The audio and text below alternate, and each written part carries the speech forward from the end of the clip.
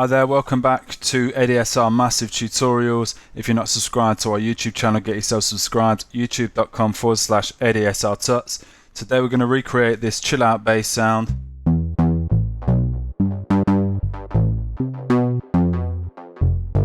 There's a link on the screen appearing. You can download this patch directly from the massivesynth.com website. We're going to recreate it here anyway. Also come to this bus processing that I've applied to this synth sound later on in the tutorial, so I'm going to mute all that for now. I'm going to recreate a new sound in Massive, and oscillator 1, I'm going to have a dirty PWM wavetable. Bring the wavetable position round to about 3/4 of the way and take the pitch down by 2 octaves. So got quite a nice bassy sort of start point. Oscillator 2 is going to be the sine wave sub. So I have a sine wave in here, again bring the pitch down by 2 octaves. It's just providing that subby element to the bass sound. Oscillator 3, turn that on. Keep it as a square saw 1, again pitch down by 2 octaves. And we've got some quite nice harmonics being added to the sound there with that sawtooth wave table. Just pull that intensity all the way up to full, and then I'm going to detune oscillator 1 and oscillator 3, so 0.8 on oscillator 3 and then 0.4 in the other direction on oscillator 1. We're getting that nice kind of like detuned effect. So I'm going to go to this oscillator section now. You could leave this unchecked for that sort of more authentic analog vibe, but I'm going to check the restart via gate or restart the oscillator phases here and then play around with some of these start points. Oscillator 2 going to go just after 90, and then oscillator 3 around about the 270 mark, and then I'm going to take this glide off, actually go to this voicing section, make the synth monophonic and just bring the voices up to 2, and then just so it's not going to clip too much on the output, bring the master down. So got a nice start point for our bass sound. I'm going to look at some filters now, and with all 3 oscillators routed to both filters, you can use either one of the 2 filters here. I'm going to set it up in filter 2, and I'm going to use a Daft filter, bring the resonance down to 0 and the cutoff down to 0, and I'm going to use an envelope to modulate this cutoff frequency. So click and drag the crosshair, this first envelope, drop it in the first modulation box on the cutoff frequency of this filter, click and drag up. So now I've got this envelope controlling this cutoff frequency. So set this envelope up. Just the classic sort of stabby envelope, really nice sharp attack. Decay maybe about 1/3 of the way round, and the sustain or decay level down to 0.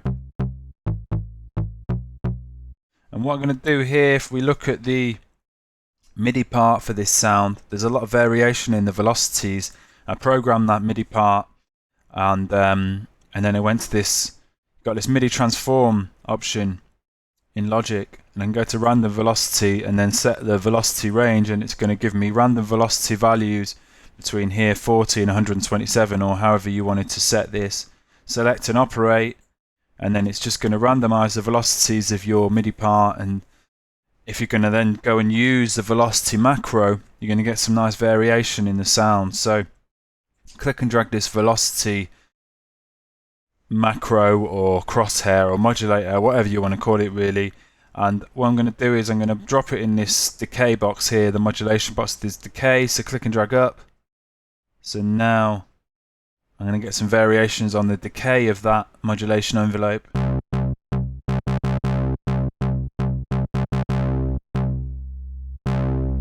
which is quite nice. And I'm also going to activate this sidechain function here on this cutoff frequency. Check this arrow underneath the envelope modulation box, check that to up. So we've got this positive amount of sidechain modulation being applied to this first envelope, and then I'm going to use a velocity control to control that sidechain. So now a soft key press, and we get a small amount of envelope modulation happening on this cutoff frequency, and then if we hit the key a bit harder, we get a much more envelope modulation. So we could get a similar effect here by using this velocity control on the envelope. So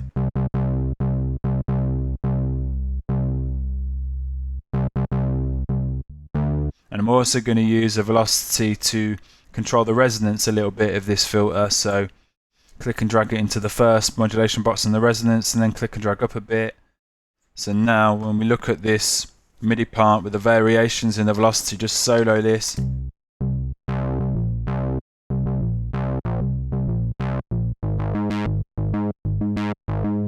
We're getting all that nice variation happening thanks to all these velocity macros or velocity kind of modulations that we've set up in here. So I'm going to use some noise on this sound as well, bright noise, and bring the amp up to about a quarter of the way, and then just to keep the noise to have that same envelope shape on the noise, I'm going to use this modulation envelope. So click and drag the crosshair, this first envelope here, over to the first modulation box on the amp of the noise. I'm going to bring the color down a bit as well, so it's a bit more degraded, that noise sound. And I think the final things to do with this synth sound, maybe just bring the decay level down a bit, and let's just use a classic tube just to drive it a little bit, and also a dimension expander.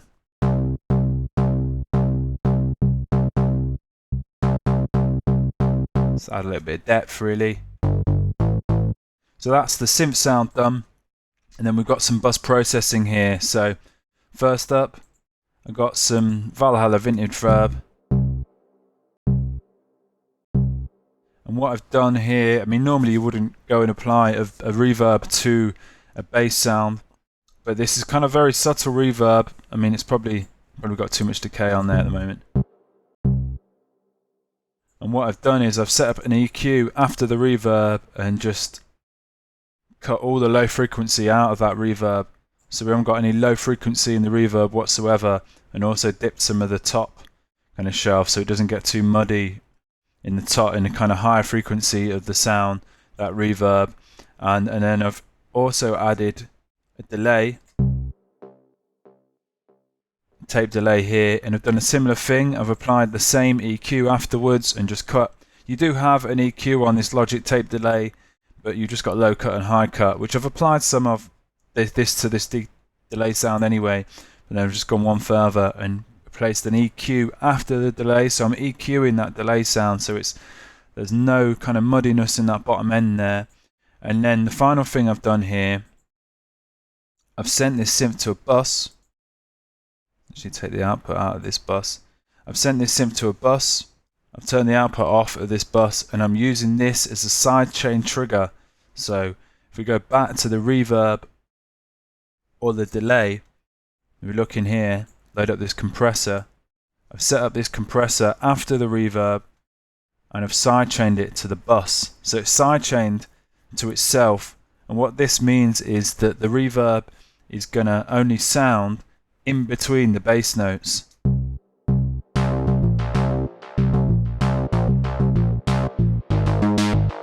Turn that amp down.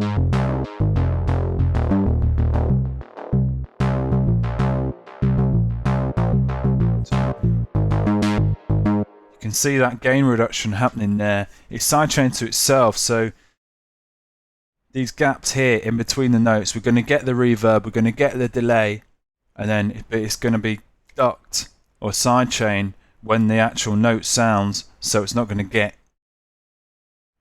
start phasing or kind of muddying up too much.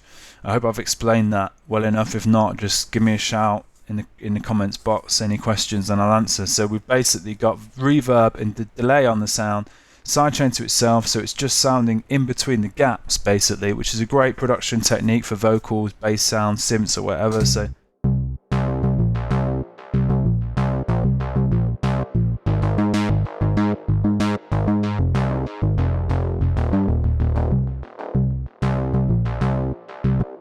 back with a beat.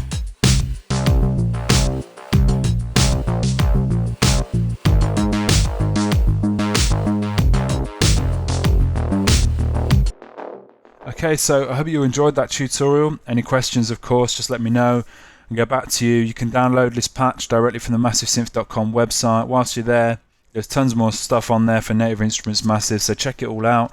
And yeah, thanks for watching. Alright, cheers. Bye.